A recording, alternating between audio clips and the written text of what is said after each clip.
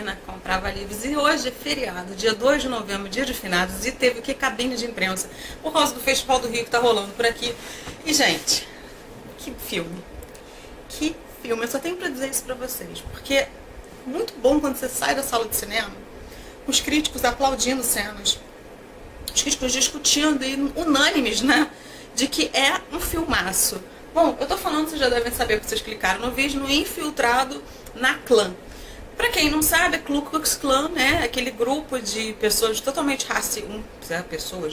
racistas que foi fundado em Atlanta e que até hoje, infelizmente, ainda existe, né, não talvez com tanto poder que tinha, graças a Deus, né, como antigamente, mas ainda existe. E o filme do Spike Lee, na verdade, é baseado num livro do Ron Stallworth, que ele foi o primeiro negro, né, acho que é Colorado, se não estou falando o nome certo, mas acho que é, a ser, nome não, né, a cidade.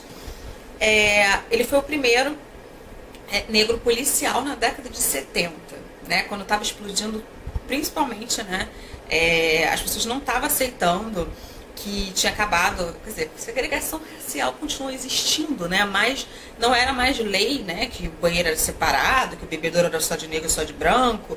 E isso passou a incomodar uma parte ridícula da sociedade americana.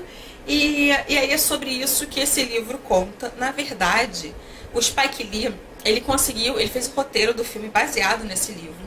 E pelo que eu fiquei sabendo, né? Pelo que eu li em entrevistas, ele mudou para colocar umas partes mais cômicas nesse filme, que na verdade não tem graça, mas que a gente ri de tão triste que é. Deu para entender mais ou menos? Tipo, rindo de nervoso? Bom, o rapaz que faz o Ron Stallworth é o ator John David Washington. Gente, o cara tá sensacional.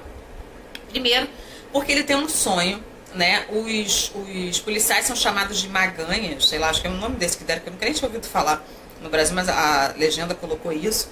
Eles eram super mal vistos, os policiais lá americanos. Por quê? Por causa de toda a questão de abuso de poder, de preconceito. Quando eles viam um jovem negro, eles saíam atirando sem perguntar nada.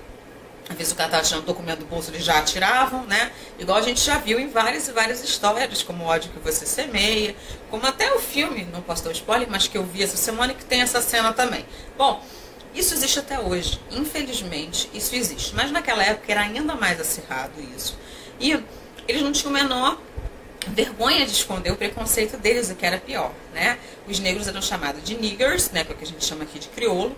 E é um preconceito absurdo.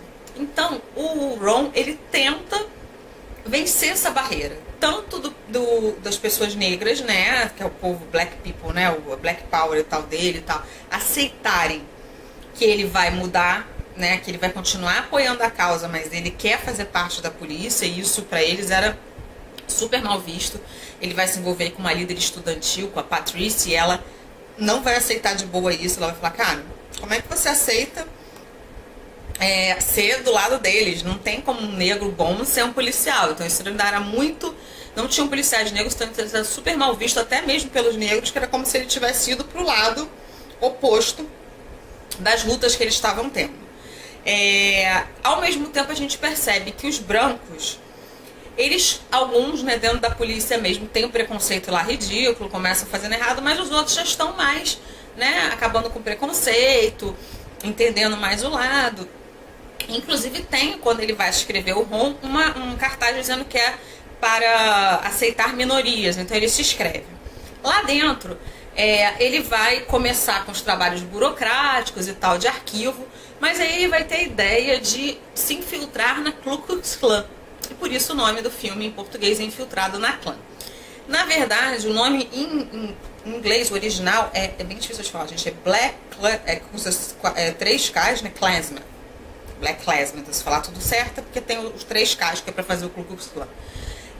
Então, o Spike Lee, ele colocou no filme, na verdade, ele entrando, né, o que foi pra ele entrar, como é que foi. Ele não colocou a questão da família, a família dele não aparece, mas a gente vê a namorada, né, a suposta namorada, que depois vai virar namorada, como uma ativista do Grêmio Estudantil, né, do movimento negro, e ele servindo, mas ele não podia falar,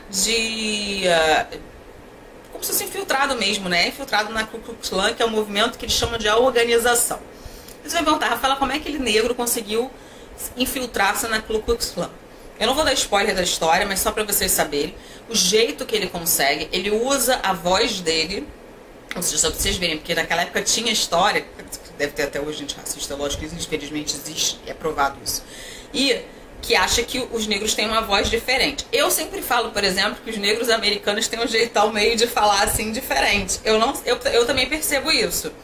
Mas não quer dizer que eu ouvindo a voz de um negro tem que ser negro, eu vou saber o que é branco, porque não tem nada a ver. E pelo contrário, eu acho a voz muito bonita. Acho as vozes das cantoras negras maravilhosas, mas, por exemplo, a Amy Winehouse era branca e tinha um vozeirão maravilhoso de cantora de blues. Então, sabe, não quer dizer nada, né? Então, a gente acabar aí num preconceito, mas até um elogio, porque na verdade eu acho a voz deles sensacional. A voz das pessoas, né? Que tem essa voz aguda e tudo, mas eles acham que é só os negros que têm esse tipo de voz. E aí o próprio Ron fala no momento que é a malandragem, né, dos negros e a voz de branco. Então, que seria sem as gírias. Bom, eu que sou carioca, a gente fala gírias demais, a gente corta muita palavra. Então, eu não vejo distinção nenhuma da minha voz, né? Tudo bem que eu sou total latina, pra voz de uma amiga minha negra. É a mesma voz, né? Mas a gente fala muito, tem gírias de lugares diferentes. Às vezes você mora no estado, né? Às vezes você pode morar numa comunidade que fala determinadas coisas que aqui no meu bairro não fala. Então tem essa diferenciação. Mas aí eles falam isso, né? Demonstrando que é pra provar realmente que o líder lá deles, que era o David Duck, que ele existe de verdade, tá, gente? Esse cidadão. E ele tá vivo até hoje, essa desgraça. E claro que ele apoia o governo Trump. Mas isso é uma outra página que eu já vou chegar lá. Só para terminar aqui o meu pensamento, aqui a minha avaliação. O que acontece nesse filme? Ele precisa de um policial branco para infiltrar. E aí entra, né, o nosso amiguinho Star Wars, que é no papel do Flip, que é o Aidan Driver. Ele tá muito bem no papel, ele faz o papel de um judeu. Então você imagina, o Ku Klux Klan também não gosta de judeus. Eles conseguem infiltrar um judeu lá dentro com a voz de um negro. Então, assim, parece uma história surreal, absurda, um roteiro louco, insano, mas aconteceu. Então isso ainda deixa a gente mais, tipo, caraca, que cara foda que conseguiu fazer um negócio desse, né? E ele conseguiu aí parar algumas ações terroristas aí que teriam nesse grupo. Eu não vou falar muito mais, senão eu vou acabar contando algum spoiler da história, por mais que seja biografia, eu também não conhecia a história dele, não acho que seja uma história amplamente conhecida, infelizmente, mas isso prova muitas coisas. O filme, ele vem no encontro de que a gente já tá, eu só comecei a perceber isso quando eu passei a fazer evento e passei a entrevistar autores negros ou pessoal do mercado editorial negro, e começou a abrir meu olho para dizer que algumas coisas, até do que, não para mim diretamente, mas que a gente fala, são palavras que menosprezam os negros. E a gente tem que parar para pensar nisso, né? Eu acho que a partir do momento que a gente fala ou faz alguma coisa que está machucando alguém, que está ferindo, que está diminuindo aquela pessoa, a gente tem que parar duas vezes para pensar. Eu acho que isso é muito importante, é primordial no contato humano. A gente é ser humano por causa disso. Existem vários momentos no filme que a gente fica incômodos, né? A gente tem vontade de falar, cara, você é melhor do que os negros em quê, sabe? Porque são várias e várias falas, diálogos, né? E filmes que passam extremamente racistas, chamando eles, diminuindo, de chimpanzé, de um monte de coisa, sabe? Eu sempre até falo que chamar um negro, um ser humano de macaco não deveria ser xingamento, porque entre um branco racista e um macaco, eu prefiro os macacos. Mas eu sei que tem para ofender, né? Não é pensando que o animal é melhor do que o homem, muitas vezes ele é. A gente está provando isso aí dias e dias. Bom, a gente acabou de viver um momento muito turbulento de eleição.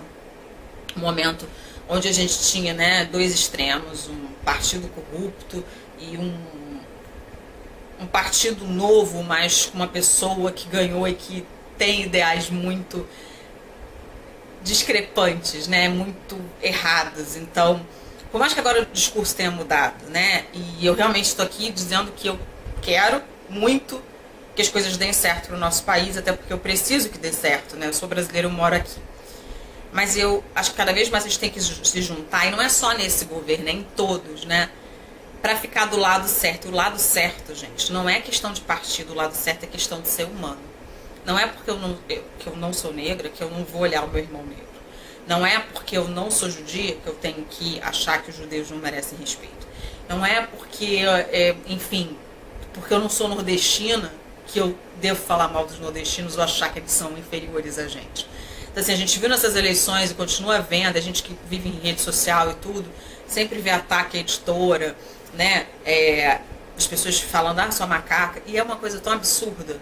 E aí, para provar isso, o Spike Lee brilhantemente coloca no final do filme imagens de 2017, onde na Virgínia várias pessoas brancas americanas pediram para que os negros e judeus não estudassem na faculdade. Então é muito real. É muito real, é muito dolorido, né, a gente ouvir tudo isso. Eu não tenho lugar de fala, né, no que é passar por um preconceito desse. Eu realmente não tenho. Eu sou branca, vim de uma família classe média, não sei o que é, mas eu sei o que é sentir empatia, e isso é fundamental. Esse filme faz com que a gente saia da sala pensando em todas as vezes que a gente teve um pensamento racista ou fez alguma atitude racista. Eu admito que eu já fiz essas coisas, né? Até por repetir coisas que pessoas da minha família ou amigos próximos falavam e eu achava que não tinha nada demais. Existe uma grande diferença entre a liberdade de expressão e entre a ofensa. Ofensa é crime. Então, eu me emocionei muito com esse filme. Eu identifiquei várias falas que eu já vi no Brasil as pessoas fazendo, digitando e bostejando nas redes sociais. Então, acho que é um filme para assistir. Ele está no Festival do Rio, em algumas sessões, procurem aí.